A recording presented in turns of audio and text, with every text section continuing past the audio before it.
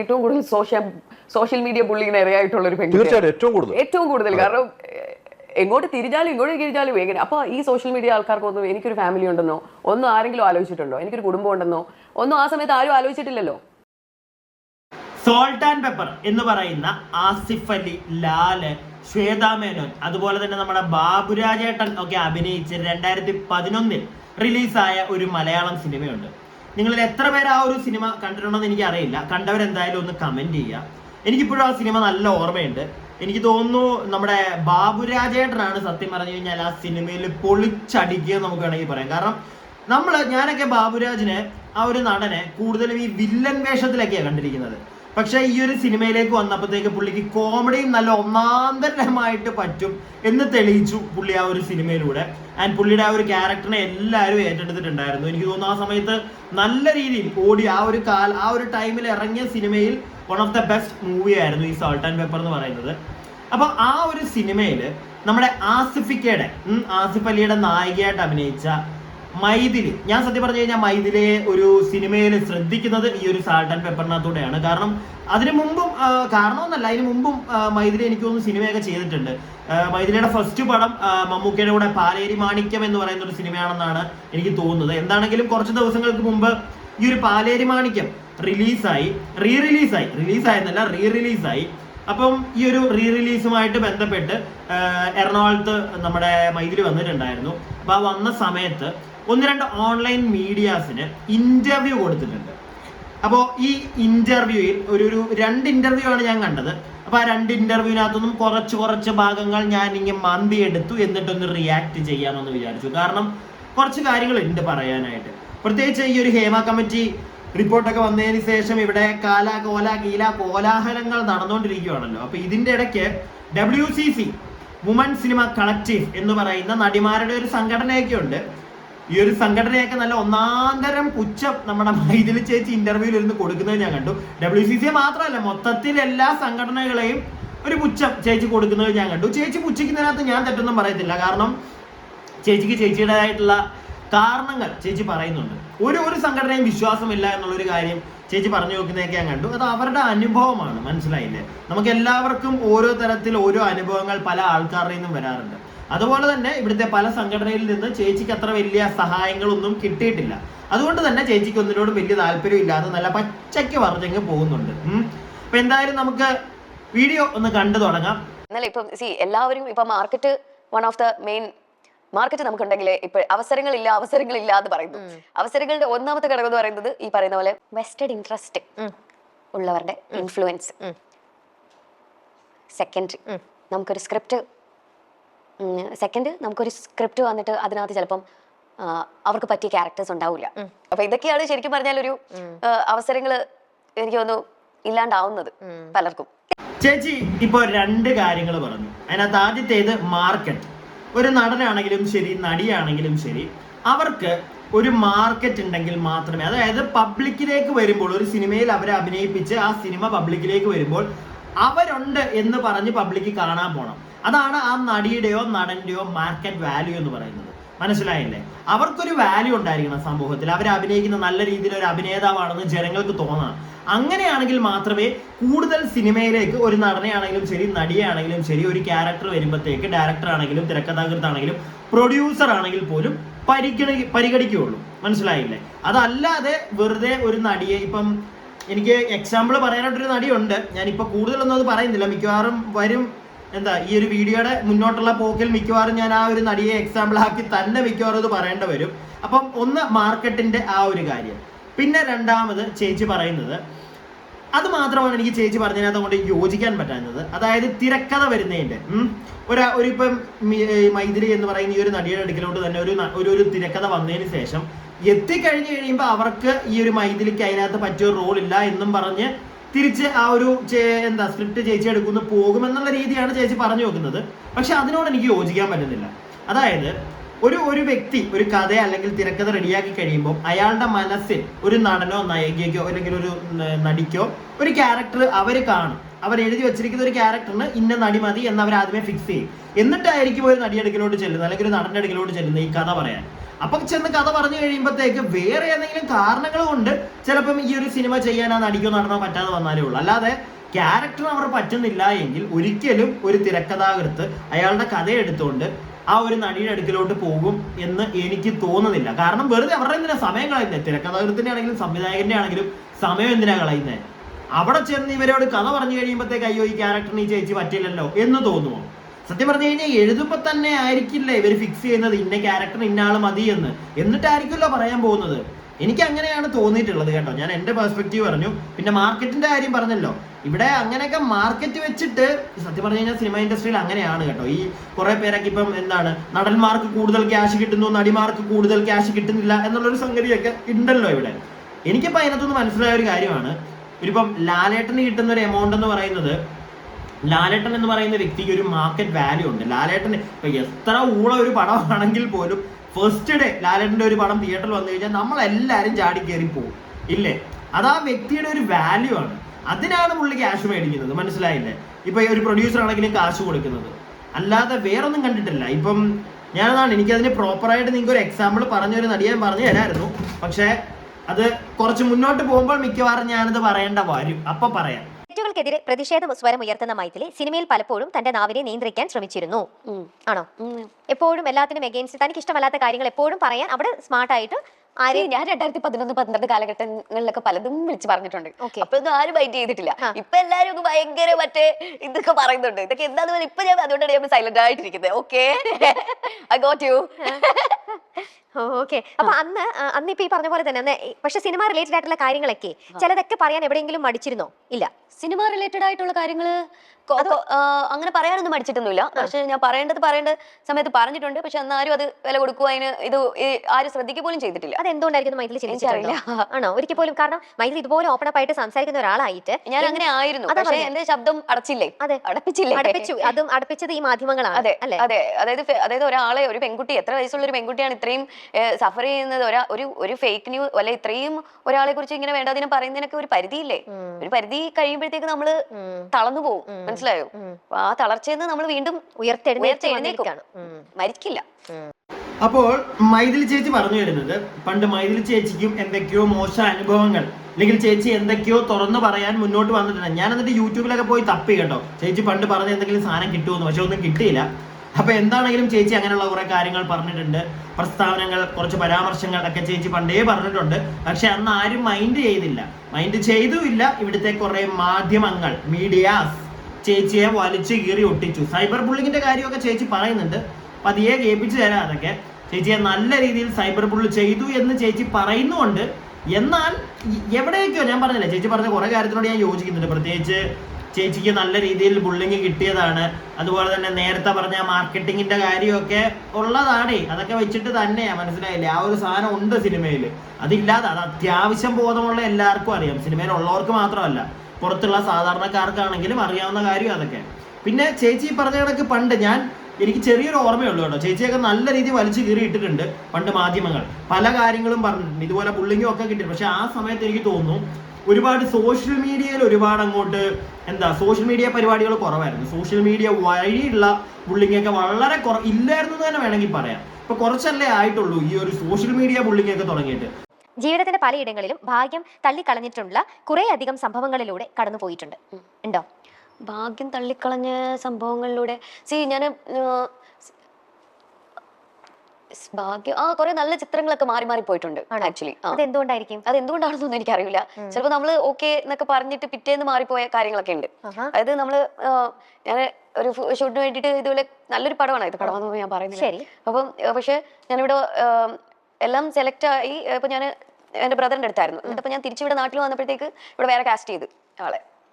അപ്പൊ ഓക്കെ, ഞാൻ ഇതുകൊണ്ടാണ് ഇങ്ങോട്ട് വന്നത് തന്നെ ആക്ച്വലി. അപ്പോഴത്തേക്ക് അപ്പൊ അങ്ങനെയുള്ള ഇതും വരുന്നുണ്ട് ഇതിനകത്ത്. പിന്നെ അതുപോലെ തന്നെ നമ്മൾ അറിയാത്ത കുറെ ഫേക്ക് ഇതിന്റെ ഉള്ളിൽ നടക്കുന്നുണ്ട്. ഇപ്പൊ നമ്മുടെ അടുത്ത് തന്നെ ഫേക്ക് സാധനം കൊണ്ട് വരുന്നുണ്ടെന്നുണ്ടെങ്കിൽ ബാക്കിയുള്ള ഇവർ എത്രത്തോളം ഇതിനെ അനുഭവിക്കുന്നുണ്ട്. ഇപ്പൊ കഴിഞ്ഞ ദിവസം എനിക്കൊരു മൂവി വന്നു, ഇന്നയാളുടെ പടമാണെന്ന് പറയുന്നത്.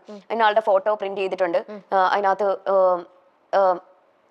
പോസ്റ്റർ പ്രിന്റ് ചെയ്തിട്ടുണ്ട്, അതിനകത്ത് മറ്റേ സ്ക്രിപ്റ്റ് കൃത്യമായിട്ട് എഴുതിയിട്ടുണ്ട്. സ്ക്രിപ്റ്റ് വായിച്ചോ എന്നാണ് ചോദിക്കുന്നത്. അപ്പൊ ഞാൻ പറഞ്ഞു, ഞാൻ ഇപ്പൊ പടമൊന്നും ചെയ്യുന്നില്ല. ആദ്യം ഞാൻ വിചാരിച്ചത് ഓക്കെ ഞാൻ പടം ചെയ്യുന്നില്ല, പക്ഷെ ഇവരിങ്ങനെ കണ്ടിന്യൂസ് ആയിട്ട് വന്നപ്പോൾ ഞാൻ ഇതിന്റെ ശരിക്കുള്ള ആളെ വിളിച്ചിട്ട് ഞാൻ ചോദിച്ചു, ഇതുപോലെ ഇങ്ങനെ ഒരു പടം വന്നിട്ടുണ്ടോ നിങ്ങൾക്ക്, ഇങ്ങനെ ഇത് അവിടെ നിന്ന് വന്നിട്ടുണ്ടോ എന്ന് ചോദിച്ചപ്പം അവർ പറഞ്ഞു ഇങ്ങനെ ഒരു പടമൊന്നുമില്ല, ആരോ ഇത് ചെയ്യുവാണ് എന്ന് പറഞ്ഞു. അപ്പോൾ ഇങ്ങനെയുള്ള പരിപാടികളൊക്കെ ഉണ്ട് ഇവിടെ. സത്യം പറഞ്ഞു കഴിഞ്ഞാൽ സിനിമ ഇൻഡസ്ട്രിയിൽ പറ്റിയൊരു ഒരുപാടുണ്ട്. ചുമ്മാ സിനിമ ചെയ്യും, അല്ലെങ്കിൽ ഞാൻ എൻ്റെ സ്ക്രിപ്റ്റ് എല്ലാം റെഡിയായി, എൻ്റെ ഡയറക്ടർ ശരിയായി, അതുപോലെ തന്നെ പ്രൊഡ്യൂസർ റെഡിയായി, ഇതാ സിനിമ ഒരു 3 മാസം കഴിയുമ്പോൾ ആകാൻ പോകുന്നു എന്നൊക്കെ പറഞ്ഞ് നടക്കുന്ന ഒരുപാട് ആളുകൾ ഈ ഒരു ഫീൽഡിലുണ്ട്. ഞാൻ പേഴ്സണലി കണ്ടിട്ടുണ്ട്, എക്സ്പീരിയൻസ് ചെയ്തിട്ടുണ്ട്. ഇപ്പോൾ മൈഥിലി ഈ ഒരു കാര്യം പറഞ്ഞുകൊണ്ട് തന്നെ ഞാൻ എൻ്റെ ഒരു പേഴ്സണൽ ഒരു എക്സ്പീരിയൻസ് പറഞ്ഞുതരാം. ഇപ്പോഴൊന്നും അല്ല, ഒരു 6-7 കൊല്ലം മുമ്പാണ് മലയാളം ഇൻഡസ്ട്രിയിലല്ല, തമിഴിലൊരു പടത്തിൻ്റെ ഒരു അസിസ്റ്റൻ്റ് ആയിട്ട് ഞാൻ പോയപ്പോഴത്തേക്ക്, അസിസ്റ്റന്റ് ഡയറക്ടറായിട്ടായിരുന്നേ, ഞാൻ അവിടെ കാണാൻ പാടില്ലാത്ത ഒരു കൊച്ചു കുഞ്ഞിനെ കൊണ്ടുവന്നിട്ട് അവിടെ ആ ഒരു സിനിമയൊന്നും നടന്നിട്ടൊന്നുമില്ല. കാരണം എനിക്ക് തോന്നുന്നില്ല നടന്ന് കാണുമെന്ന്. ഞാനിത് പകുതി വെച്ച് തന്നെ നിർത്തിയിട്ട് ഞാനിങ്ങി പോകുന്നു. കാരണം എനിക്ക് കണ്ടു നിൽക്കാൻ പറ്റാത്ത പല കാര്യങ്ങൾ ഒരു സിനിമയുടെ ഈ ഒരു ഓഡീഷൻ എന്നൊക്കെ പറഞ്ഞ് നടത്തി അതിൻ്റെ പുറകിൽ വേറെ പല പരിപാടികളും അവിടെ നടക്കുന്നത് മനസ്സിലാക്കിയ ഞാൻ എല്ലാത്തിനും ഞാനൊന്നും മിണ്ടാതെ നിന്നു കൊടുത്തു. കാരണം നമുക്ക് ആ ഒരു പടമാണല്ലോ, എൻ്റെ ആദ്യത്തെ ഒരു പടമൊക്കെ ആയിരുന്നു അത്. അപ്പം അതും തമിഴ്. അപ്പോൾ അതൊന്ന് നടന്ന് കിട്ടിക്കഴിഞ്ഞാൽ നമുക്കും ഒരു ബെനിഫിറ്റ് ആണല്ലോ എന്ന് വിചാരിച്ച് പലതിനും കണ്ണടച്ച് മിണ്ടാതെ നിന്ന്. പക്ഷെ ഒരു ദിവസം ഞാൻ അവിടെ എനിക്ക് ഒരിക്കലും കണ്ടുകൊണ്ട് നിൽക്കാൻ പറ്റാത്ത തരത്തിലുള്ളൊരു സാധനം, ഒരു 10ാം ക്ലാസ് കഴിഞ്ഞൊരു കൊച്ചിനെയൊക്കെ കൊണ്ടുവന്നിട്ട്, ആൻഡ് അതെന്നെ കൊണ്ട് എനിക്ക് അതിൻ്റെ ഡീറ്റെയിൽ സത്യം പറഞ്ഞാൽ എനിക്കൊരു ഓർമ്മയില്ല. കോയമ്പത്തൂരായിരുന്നു എന്തായാലും ഈ ഒരു സംഭവം നടന്നത്. ഞാനൊരു പ്രൊഡക്ഷൻ ടീമൊക്കെ ഉണ്ടായിരുന്നു, ഒരു ക്രൂ ഒക്കെ ഉണ്ടായിരുന്നു. അവരുമായിട്ട് എനിക്ക് തോന്നുന്നു അവിടെ ഒരു വീടോ എന്തോ സംതിങ് ആയിരുന്നു എടുത്തിട്ട്. കുറേ വർഷങ്ങളായി, എനിക്ക് അതുകൊണ്ട് അത്ര ഓർമ്മയൊന്നുമില്ല. അതിൻ്റെ മെയിൻ അസോസിയേറ്റ് ഡയറക്ടർ ഒരു മലയാളിയായിരുന്നു. അവൻ്റെ ഒന്നും കോൺടാക്ട് പോലും ഇല്ല. ഞാൻ അന്ന് അവിടുന്ന് ആ ഒരു പരിപാടി വിട്ട് ഇറങ്ങിയതിന് ശേഷം എല്ലാവരും ഞാൻ ചവിട്ടിക്കളഞ്ഞു. കാരണം എനിക്കത് യോജിക്കാനേ പറ്റത്തില്ലായിരുന്നു. അന്ന് ഞാനത് കണ്ട അന്ന് രാത്രിയിൽ ഞാൻ അവിടുന്ന് എൻ്റെ ബാഗ് എടുത്ത് ഞാൻ സ്ഥലം വിട്ടു. പിന്നെ ഞാൻ അതിനകത്ത് ആ ക്രൂവിലുണ്ടായിരുന്ന ഒരുത്തൻ്റെ പോലും നമ്പറും എൻ്റെ കയ്യില്ല, ഞാൻ വിളിക്കാനും പോയിട്ടില്ല. താല്പര്യമില്ല. കാരണം അതിനകത്ത് നടക്കുന്ന മിക്കവന്മാർക്കും ഇത് അറിയാം. എന്നിട്ടും ഇങ്ങനെ എൻ്റെ ഒന്നും ആവശ്യമില്ല. കുറേ കാലങ്ങൾക്ക് ശേഷമാണ് ഞാൻ പറഞ്ഞാണ് അതിനകത്ത് ഒരു അസോസിയേറ്റ് മലയാളിയായിരുന്നു. അവനോട് ഞാൻ ഇപ്പോഴൊന്നും എനിക്ക് അവനെ കോൺടാക്ട് ചെയ്യാൻ ഒരു മാർഗ്ഗമില്ല. പക്ഷേ എനിക്ക് തോന്നുന്നത് ആ ഒരു പരിപാടി ഞാനിത് കണ്ടതിന് ഈ ഒരു സിനിമയുടെ ഈ ഒരു പരിപാടിയൊക്കെ നടന്ന് ഒരു 2 വർഷത്തിന് ശേഷം എന്തോ, ഞാൻ 1 വർഷത്തിന് ശേഷം എങ്ങാണ്ട ഞാൻ പുള്ളിയെ വിളിച്ചപ്പോഴത്തേക്ക് ആ പടം നിന്ന് പോയെന്നൊക്കെ ഞാൻ അറിഞ്ഞു. നിന്ന് പോകും. കാരണം അതൊന്നും സിനിമയെ സ്നേഹിച്ച് വന്ന ആൾക്കാരല്ല. അതിന് കാശറിഞ്ഞ ഒരു പ്രൊഡ്യൂസർ എന്ന് പറഞ്ഞ ഒരുത്തരുണ്ടായിരുന്നു. എന്തിനാണെന്ന് അവൻ്റെ ചൊറിച്ചിൽ എന്തായിരുന്നു എനിക്ക് പിന്നെ മനസ്സിലായി. സിനിമയോടുള്ള സ്നേഹമോ അല്ലെങ്കിൽ സിനിമ എടുക്കണം അങ്ങനൊന്നും അല്ല. ഇതിന്റെ പുറകിൽ വേറെ കുറെ പരിപാടികൾ അവന് നടത്തണം, അത്രേ ഉള്ളൂ.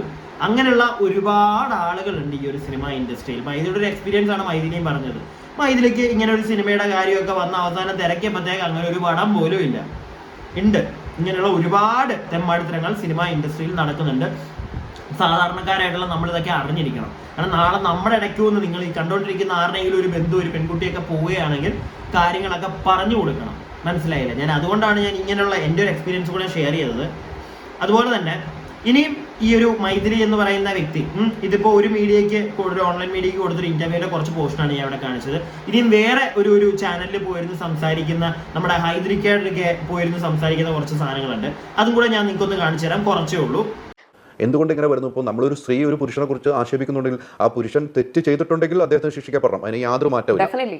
തെറ്റ് ചെയ്താൽ ശിക്ഷിക്കപ്പെടണം. പക്ഷേ അത് പറഞ്ഞ് തെളിഞ്ഞില്ലെങ്കിൽ, കേസ് തെളിഞ്ഞില്ലെങ്കിൽ അതിന് അദ്ദേഹത്തിന് ഒരു കുടുംബമുണ്ട്, അദ്ദേഹത്തിന് വീട്ടുകാരുണ്ട്. ആ ഒരു ചിന്താഗതി കൂടെ ആരോപിക്കുന്നവർക്ക് തെളിയിക്കാനുള്ള ബാധ്യസ്ഥയും കൂടെ ഉണ്ട്. ബാധ്യസ്ഥരാണ് അവർ, തെളിയിക്കാൻ ബാധ്യസ്ഥരാണ്. അതാണ് ഞാൻ പറയുന്നത്. ഞാൻ ഇതിലൊക്കെ എന്ത് പറയാനാണ്? എനിക്ക് ഇതിനകത്തൊന്നും നോ കമന്റ്സ്. എനിക്ക് ഇതിനകത്തൊന്നും പറയാനില്ല. കാരണം ഞാൻ ഏറ്റവും കൂടുതൽ സോഷ്യൽ മീഡിയ ബുള്ളിങ്ങിന് ഇരയായിട്ടുള്ള ഒരു പെൺകുട്ടി. തീർച്ചയായിട്ടും ഏറ്റവും കൂടുതൽ. കാരണം എങ്ങോട്ട് തിരിഞ്ഞാലും എങ്ങനെ. അപ്പോൾ ഈ സോഷ്യൽ മീഡിയ ആൾക്കാർക്കൊന്നും എനിക്കൊരു ഫാമിലി ഉണ്ടെന്നോ ഒന്നും ആരെങ്കിലും ആലോചിച്ചിട്ടുണ്ടോ? എനിക്കൊരു കുടുംബം ഉണ്ടെന്നോ ഒന്നും ആ സമയത്ത് ആരും ആലോചിച്ചിട്ടില്ലല്ലോ. ഓക്കെ, നമുക്കപ്പം അത്രയും കേട്ടതിനകത്തുനിന്ന് ഹൈദരിക്ക തുടങ്ങിയ ഒരു സംഭവം, അത് സത്യം പറഞ്ഞു കഴിഞ്ഞാൽ ഞാൻ മിക്ക എൻ്റെ വീഡിയോയിലും പറഞ്ഞിട്ടുള്ളതാണ്. ഈ ചില നടിമാര് വന്നിട്ട് നിങ്ങൾ കാണുന്നുണ്ടല്ലോ, ചില ചേച്ചിമാരൊക്കെ വന്നിട്ട് ചുമ്മാ വീണ പരാമർശമാണ്. ഇത് തെളിഞ്ഞു വരുമ്പോൾ, ഇത് എന്തെങ്കിലും പോലീസുകാരൊക്കെ അന്വേഷിച്ച് ഇതിനകത്ത് ഒരു തെളിവും കിട്ടാതെ ഇത് എങ്ങും എത്താതെ ഈ കേസൊക്കെ നിന്ന് പോകുമ്പോഴത്തേക്ക് സത്യം പറഞ്ഞാൽ നഷ്ടം സംഭവിക്കുന്ന ആർക്കാണെന്നറിയാമോ? ആർക്കെതിരെയാണോ ഈ ഒരു സ്ത്രീ, ഏതൊരു സ്ത്രീ ആണെങ്കിലും വന്ന് പീഡന പരാമർശം നടത്തുന്നത്, അതിനകത്തൊരു സത്യമില്ലാതെ വന്നിട്ടായിരിക്കും, സത്യം ഇല്ല, ഒരു പ്രൂഫും ഇല്ല, ഇത് തള്ളിക്കളഞ്ഞ ഒരു സ്കീം വരുമ്പോഴത്തേക്കായിരിക്കും ആ വന്ന് പറയുന്ന ആൾക്ക് നഷ്ടപ്പെടാനൊന്നുമില്ല. പക്ഷെ ഇവരാരുടെ പേരാണോ പറയുന്നത്, അയാളുടെ ഫാമിലി, അയാള് ചിലപ്പോൾ അയാളൊരു തെറ്റുകാരനായിരിക്കില്ല, എന്നിട്ട് പോലും ഇങ്ങനെയുള്ള കാര്യങ്ങളൊക്കെ കേട്ട് കുറെ കാലം അവരുടെ മനസ്സ്, അയ്യോ അവരുടെ ഫാമിലി എല്ലാം താളം തട്ടി അവരുടെ ഒരു അവസ്ഥ ഒന്ന് ആലോചിച്ച് നോക്കി. സോ അങ്ങനെയുള്ള പരിപാടികൾ ചുമ്മാതെ വന്ന് പീഡന പരാമർശം നടത്തുന്ന സ്ത്രീകൾക്കാണെങ്കിലും അവർക്കാണെങ്കിലും പണി കിട്ടണം. ഓക്കെ, അത് ആദ്യത്തെ കാര്യം, ഹൈദരിക്ക പറഞ്ഞതിനകത്ത് ആദ്യത്തെ കാര്യം. പിന്നെ വീണ്ടും ഞാൻ പറയുന്നു, ഈ ഒരു മൈഥിലി പറയുന്നുണ്ട് സൈബർ ബുള്ളിങ്ങിന് ഒരുപാട് ഇരയായ ഒരു വ്യക്തിയാണെന്ന്. എനിക്ക് സത്യം പറഞ്ഞു കഴിഞ്ഞാൽ മനസ്സിലാവുന്നില്ല കേട്ടോ, അത്രയും ബുള്ളിങ് ഒക്കെ കിട്ടിയിട്ടുണ്ടോ മൈഥിലിക്ക്? ഒരുപാട് മോശം കഥകളൊക്കെ പറഞ്ഞത് എന്താ കുറെ അവിടെ ഇവിടെയൊക്കെ ആയിട്ട് കിംവദന്തികൾ ഞാനും കേട്ടിട്ടുള്ളതാണ്, അതെനിക്കറിയാം. പക്ഷെ സൈബർ ബുള്ളിങ് ഇപ്പം മൈഥിലി പറയുന്നുണ്ട്, അതുപോലെ തന്നെ ഹൈദരിക്ക പറയുന്നുണ്ട്. സോ അങ്ങനെയുള്ള ഒരു സംഗതി നടന്നിട്ടുണ്ടാവാം, മനസ്സിലായില്ലേ? ഉണ്ടാവാം. എനിക്ക് പേഴ്സണലി അറിയില്ല, ഞാൻ കുറെ നോക്കി, ഞാൻ ഇങ്ങോട്ട് അത് കണ്ടുമില്ല, ഞാനത് കേട്ടിട്ടുമില്ല. അന്ന് കൂടെ നിന്നിട്ടില്ല ആരും. ഒറ്റയ്ക്കാണെന്ന് പോരാടിയത്. ഞാൻ ഇപ്പോഴും മുന്നോട്ട് ഒറ്റയ്ക്ക് തന്നെയാണ് പോരാടുന്നത്. ഒരു അസോസിയേഷൻ പോലും കൂടെ നിന്നിട്ടില്ല, ഒരാളുമില്ല, അതിന്റെ ആവശ്യമില്ല. ഒരു അസോസിയേഷനും കൂടെ നിന്നിട്ടില്ല, പറഞ്ഞു വെച്ചു, അതിന്റെ ആവശ്യമില്ല. ചേച്ചി തന്നെ പറയുന്നുണ്ട് അതിന്റെ ആവശ്യമില്ല, കാരണം പ്രത്യേകിച്ച് ഒന്നും ചെയ്യത്തില്ല, മനസ്സിലായില്ലേ? പ്രത്യേകിച്ച് ഒന്നും. അതുകൊണ്ടാണല്ലോ പല ഇവിടെ നിങ്ങൾക്കറിയാം, ഞാൻ ആ നടിയുടെ ഒന്നും ഒരിക്കലും നമുക്ക് പേര് പറയാൻ പറ്റില്ല, ഒരു നടി ഉണ്ടായിരുന്നു കുറച്ച് വർഷങ്ങൾക്ക് മുന്നേ, അവരെ കാണിച്ചതൊക്കെ നമുക്ക് അറിയാം. ആ ഒരു സ്ത്രീ ഇന്നും അതിന്റെ കേസ് നടന്നുകൊണ്ടിരിക്കുക, ഒന്നും ആയിട്ടില്ല. അതൊക്കെ അതിന്റെ പേരിൽ അകത്ത് പോയവർ ഈ അടുത്ത് ഇറങ്ങുകയൊക്കെ ചെയ്തല്ലോ, ഒരു ഗുണ്ട ഇല്ലേ? എന്തെങ്കിലും ചെയ്തോ? ഈ ഒരു സംഘടനകളൊക്കെ എന്തെങ്കിലും അവർക്ക് ചെയ്തോ? എനിക്കറിയില്ല, എൻ്റെ അറിവിലില്ല കേട്ടോ. അവർ ഒറ്റയ്ക്കാണ് നിന്ന് ഫൈറ്റ് ചെയ്തുകൊണ്ടിരിക്കുന്നത്. പിന്നെ ഈ ഡബ്ല്യൂസ് ഞാൻ പറയുന്നില്ല അതിനെ പറ്റി ബാക്കി. അന്ന് മൈഥിലി അനുഭവിച്ചത് കുറെയൊക്കെ ഞാൻ കണ്ടിട്ടുണ്ട്, നമ്മൾ സംസാരിച്ചിട്ടുണ്ട്, അതുകൊണ്ടാണ് പറഞ്ഞത്. നമ്മൾ നേരിട്ടും സംസാരിച്ചിട്ടുണ്ട്. ഇവരുടെ വിവാഹം പോലും വിറ്റ് കാശാക്കിയവരുണ്ട്. അപ്പോൾ ആരാണ് ശരിക്കുള്ള പ്രതികൾ എന്നാണ് എനിക്ക് മനസ്സിലാവാത്തത്. ഇപ്പോൾ സോഷ്യൽ മീഡിയ, ഇപ്പോഴത്തെ ഇതിലെ സോഷ്യൽ മീഡിയ അല്ല, ഇപ്പോഴും സോഷ്യൽ മീഡിയയിലെ വലിയ സോഷ്യൽ, ഇപ്പം ഇന്നലെ തന്നെ വന്നപ്പോൾ എത്ര നാൾ, ഒരു വർഷം കൂടി വന്ന് ഇപ്പോൾ സോഷ്യൽ മീഡിയ വണ്ടിയിൽ നിന്ന് ഇറങ്ങാൻ പോലും സമ്മതിക്കാത്ത രീതിക്ക് സോഷ്യൽ മീഡിയ ആയതുകൊണ്ട് അല്ലേ, കണ്ടിരുന്നല്ലോ. എനിക്ക് ഒത്തിരി സന്തോഷമുണ്ട്, അത്രയും കുറേ ആൾക്കാർ എന്നെ ഇത്രത്തോളം സ്നേഹിക്കുന്നുണ്ടല്ലോ, ഞങ്ങൾക്ക് തിരിച്ചു വരണം എന്ന് അവർ പറയുമ്പോൾ എനിക്കുണ്ടാവുന്ന ഒരു എനർജി ഉണ്ട്. അത് ഞാൻ എത്ര ഡൗൺ ആയിരുന്നപ്പോഴും എനിക്ക് ആ ഒരു സപ്പോർട്ട് തന്നിട്ടുണ്ട്. അത് തന്നെയാണ് എൻ്റെ ഏറ്റവും കൂടുതൽ എൻ്റെ ഇൻസ്പിറേഷൻ. അവരാണ് ശരിക്കും പറഞ്ഞാൽ എൻ്റെ ഇൻസ്പിറേഷൻ. എനിക്ക് ബാക്കിയുള്ള ഒരു രീതിയിലുള്ള സപ്പോർട്ടും ഞാൻ എക്സ്പെക്ട് ചെയ്യുന്നില്ല. ഹൈദരിക്കയോടാണ് എൻ്റെ ഈ ഒരു ചോദ്യം. ഞാൻ ഹൈദരിക്കയോട് ചോദിക്കുന്ന ഈ ചോദ്യത്തിൽ എന്തെങ്കിലും തെറ്റുണ്ടെങ്കിൽ ഈ വീഡിയോ കാണുന്ന നിങ്ങളൊന്ന് കമന്റ് ബോക്സിൽ പറയണേ. അതായത് ഈ മൈഥിലി എന്ന് പറയുന്ന വ്യക്തി തന്നെ കുറച്ച് മുമ്പ് പറയുന്നത് കേട്ടു, അവരുടെ കല്യാണം 2022 കഴിഞ്ഞത്. അപ്പൊ ആ ഒരു കല്യാണ സമയത്ത് ആരൊക്കെയോ ആ ഒരു കല്യാണം തന്നെ വിറ്റ് കാശുണ്ടാക്കി എന്ന് പറയുന്നുണ്ട്. അത് നമുക്ക് അറിയാം, ബുദ്ധിയുള്ള ആർക്കാണെങ്കിലും ഒന്ന് ചിന്തിച്ചാൽ മനസ്സിലാവും. ഈ വിറ്റ് കാശുണ്ടാക്കി എന്നവർ പറയുന്നത് ഓൺലൈൻ മീഡിയാസിനെയാണ്, അല്ലേ? അപ്പോൾ അവർ തന്നെ കുറച്ച് കഴിഞ്ഞപ്പോൾ ഹൈദരിക്ക ഒരു ചോദ്യം ചോദിക്കുന്നുണ്ട്. കഴിഞ്ഞ ദിവസം പാലേരി മാണിക്യത്തിന്റെ ആ ഒരു റിലീസിന് വന്നപ്പോഴത്തേക്ക് മാധ്യമങ്ങൾ വന്നല്ലോ അടുത്തോട്ടെന്ന്. അപ്പോഴത്തേക്ക് ചേച്ചി പറയുന്നൊരു മറുപടി ഉണ്ട്, എനിക്ക് ഭയങ്കര സന്തോഷമായി, എല്ലാവരും വന്ന് എന്നെ ഞാൻ എവിടെയായിരുന്നു, ഞാൻ സിനിമയിലേക്ക് വരുന്നില്ലേ എന്നുള്ള കാര്യങ്ങളൊക്കെ, അങ്ങനെയുള്ള കുറെ കാര്യങ്ങളൊക്കെ ഈ ചേച്ചി പറയുന്നുണ്ട്. ഓക്കെ, ആ ഒരു ഇന്റർവ്യൂ ഫുള്ള് കണ്ടു കഴിഞ്ഞാൽ നിങ്ങൾക്ക് മനസ്സിലാവും. അപ്പോൾ സത്യം പറഞ്ഞു കഴിഞ്ഞാൽ അവരുടെ കല്യാണത്തിന് വന്ന ആ ഒരു വീഡിയോ എടുത്ത് പുറത്തേക്ക് മാധ്യമ ചാനൽ വഴി, ഓൺലൈൻ മീഡിയാസ് വഴി അവർ പുറത്തു വിട്ടപ്പോൾ അത് അവരുടെ കല്യാണം വിറ്റ് കാശുണ്ടാക്കിയെന്നായി. കഴിഞ്ഞ ദിവസം മാധ്യമങ്ങൾ വർഷങ്ങൾക്ക് ശേഷം ഒരു സിനിമയുടെ ഇവരുടെ ഒരു റിലീസിന് വന്നപ്പോൾ അവിടെ വീഡിയോ എടുക്കാൻ ചെന്നപ്പോഴത്തേക്ക് അത് ഇവരോടുള്ള സ്നേഹം കൊണ്ട് എന്നുള്ളൊരു കാര്യത്തിലേക്ക് ചേച്ചി കൺവേർട്ട് ചെയ്തു, ഇല്ലേ? അപ്പോൾ ഇതിലേതാണ് സത്യം?